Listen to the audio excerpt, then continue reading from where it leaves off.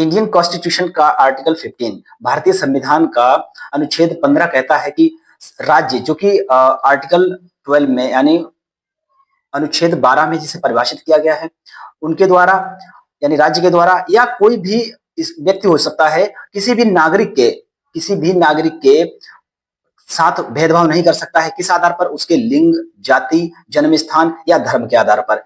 इसका क्या मतलब हुआ? इसका मतलब यह हुआ कि कोई भी व्यक्ति जो कि अगर कोई खास जन्म स्थान उसका है, मतलब मान लेते हैं पूर्वोत्तर का है या कहीं दक्षिण भारत का है, तो ऐसा नहीं है कि राज्य उसके साथ कोई भेदभाव करे या स्त्री पुरुष होने पर कोई भेदभाव करे या कोई ऊंची जाति या नीची जाति होने पर कोई भेदभाव करे। ऐसा बिल्कुल भी नहीं किया जा सकता है। अगर यह किसी व्यक्ति के द्वारा किया जा रहा है तो उस पर भी सीधा एक्शन लिया जा सकता है। और यदि राज्य यानी सरकार की कोई संस्था है या सरकार किसी व्यक्ति के साथ ऐसा कर रही है तो उस पर भी एक्शन लिया जा सकता है, क्योंकि यह अनुच्छेद 15 का सीधा सीधा उल्लंघन माना जाएगा अगर कोई भेदभाव हो रहा है तो। इसका मतलब क्या हुआ? इसका मतलब यह हुआ कि सरकार या सरकारी संस्था कोई भी व्यक्ति को उसकी लिंग, जाति या जन्म स्थान के आधार पर उसे सरकारी नौकरी में जाने से वंचित नहीं किया जा सकता है। और किसी भी, मान लो कोई बच्चा है जो किसी भी विद्यालय में प्रवेश लेना चाहता है तो उसे भी कोई रोक नहीं सकता है, उसके साथ कोई भेदभाव नहीं होगा। या कोई भी व्यक्ति अस्पताल में जाता है तो उसे यह कहकर नहीं रोक दिया जाएगा कि आप किसी ऐसे समुदाय से आते हैं जो कि आप उसमें अस्पताल में प्रवेश नहीं कर सकते हैं। तो ये भी अनुच्छेद 15 का उल्लंघन माना जाएगा।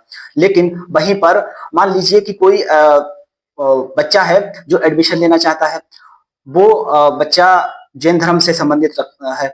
मतलब कि जैन धर्म में दो टाइप के होते हैं, एक होते हैं कि दिगंबर, एक होते हैं श्वेतांबर। श्वेतांबर जो सफेद वस्त्र पहनते हैं, दिगंबर जो कि बिल्कुल नंगे रहते हैं, कपड़े नहीं पहनते हैं। अगर वो बच्चा कहे कि हमें इस विद्यालय में प्रवेश लेना है जिसमें कि लड़के पढ़ रहे हैं, लड़कियां भी पढ़ रही हैं, तो इसमें क्या करेगा राज्य भी? तो उसके लिए एक आर्टिकल बनाया गया 29 यानी 29 और 30, जिसमें क्या है कि राज्य खुद अपने खर्चे से उस समुदाय के लिए यानी जैन धर्म के बच्चों को पढ़ाने के लिए एक अलग विद्यालय खोलेगी। तो और भी क्या है, और इस आर्टिकल 15 में एक खास बात यह है कि इसमें भी अनुच्छेद 14 की तरह एक विशेष प्रावधान दिया गया है कि कुछ वर्गों के लिए जो कि अभी मुख्य धारा में नहीं आ पाए हैं तो उनको कुछ खास प्रकार की छूट दी जाएगी।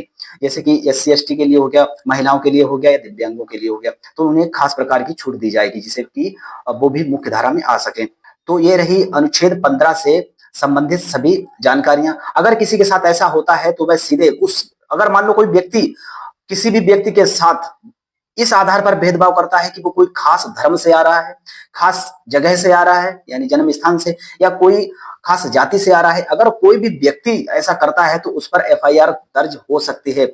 और संविधान पढ़िए, अपने हक अधिकारों को जानिए। मिलते हैं नेक्स्ट वीडियो में, तब तक के लिए जय हिंद।